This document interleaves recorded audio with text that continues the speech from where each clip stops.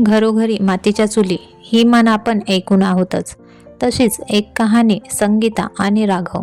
राघव हा शांत स्वभावाचा, कधीही दुसऱ्याला न दुखावणारा. संगीता त्याच्या विरोधी, रागीट पण मनाने हळवी. दोघांचा राजा राणीचा संसार चालला होता. राघव शाळेमध्ये शिपाई होता. संगीता किराणा मालाचं दुकान सांभाळत होती. त्यामुळे परिस्थिती जेमतेम होती. संगीताला 3 मुले होती, अर्जुन, वैभव आणि साक्षी.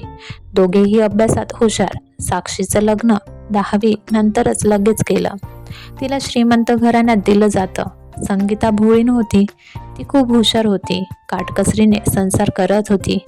मुलांच्या शिक्षणासाठी तिने कसली कमतरता पडू दिली नाही. साक्षीचं लग्न चांगल्या प्रकारे लावून दिले. तिचा काटकसरीचा संसारामुळे तिला चांगले दिवस आले होते. स्वतःचं घरही घेतले, पण त्याबरोबर तिच्यात अहंकारही आलेला होता. अर्जुन इंजिनियर झाला तर वैभव पोलीस. दोघांनी स्वबळावर घवघवीत यश मिळवलं होतं. संगीता आणि राघवला मुलांचा अभिमान होता. मुलीचा संसार म्हणजे साक्षीचा संसार तिच्या आळशीपणामुळे तुटलेला होता. तिला कामाचा खूप कंटाळा होता. यामुळे सासू-सासऱ्यांनी आणि तिच्या नवऱ्याने तिला माहेरी पाठवलेले होते. अर्जुनला गावाकडील मुलीचं स्थळ चालून आलं. तिचं नाव गीता. गीता कामात खूप हुशार, मनमिळाऊ, साधी, बघताच सर्वांना आवडली. थाटामाटात लग्न होऊन गीता घरी आली. गीता जशी घरात आली तशी संगीताचा स्वभाव बदलला. तिचा जाच गीताला चालू झाला. संगीताला संपत्तीचा खूप गर्व झालेला. गीता गावाकडची, कामात चोख, पण तरीही तिची सारखी चूक काढायची. तिच्या आईवडिलांचा उद्धार करायची. गीताला याचं खूप वाईट वाटायचं. सगळ्यांच्या पुढे ती करत असते. कामाचा कधी कंटाळा करत नव्हती. तरीही तिला वाटे सासूबाई आपल्याला किती बोलतात, त्यात नणंदही नीट वागत नव्हती. ती पण आईवडिलांचा उद्धार करत असे याचे तिला खूप वाईट वाटत. गीता कधी सासूला एका शब्दाने उलट बोलत नव्हती.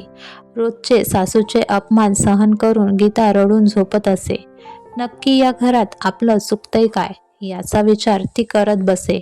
एक दिवस साक्षीने आईला भर टाकत गीता आणि अर्जुनची भांडणेही लावून दिली. गीताचा धीर वैभव हे सर्व बघत होता. त्याला मात्र वहिनीची खूप कळकळ येत होती. तिच्यावर होणारा आईचा आणि बहिणीचा जाच त्याला पाहवत नसे आणि आईचा रागही येत. वैभवला त्याची मैत्रीण रिया खूप आवडत होती. तीही पोलीसमध्येच होती. रियाही त्याच्यावर प्रेम करत होती. वैभव तिला सर्व घरातील गोष्टी सांगत असे. एक दिवस वैभव आणि रिया कोणाला न सांगता कोर्ट मॅरेज करून घरी जातात. संगीता दोघांना बघून खूप चिडलेली असते. वैभवला खूप बोलते. रियाकडे रागाने बघते, पण रिया काहीच प्रतिसाद देत नाही. संगीता त्यांना आतही घेत नाही. ती तशीच तिच्या रूमकडे निघून जाते.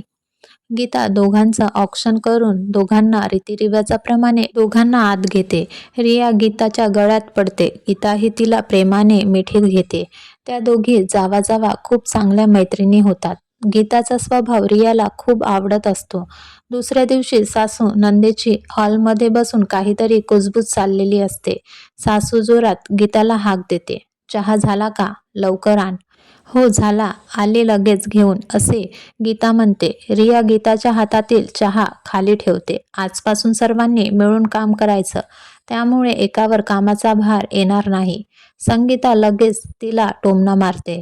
एक दिवस येऊन झालं की झालं का तुझं चालू? तू कोण ग सांगणारी? हे घर माझं आहे. रिया, सासूबाई बरोबर आहे तुमचे, पण मी या घरची सून आहे. जेवढा अधिकार तुमचा आहे तेवढाच माझाही आहे या घरावर. रिया साक्षीलाही बोलते, ताई उद्यापासून तुम्हीही घरातील कामे करायची. गीता माझ्या रूममध्ये ये, तुझ्याशी बोलायचं आहे. रिया गीताला बोलते. गीता तिच्या रूममध्ये जाते.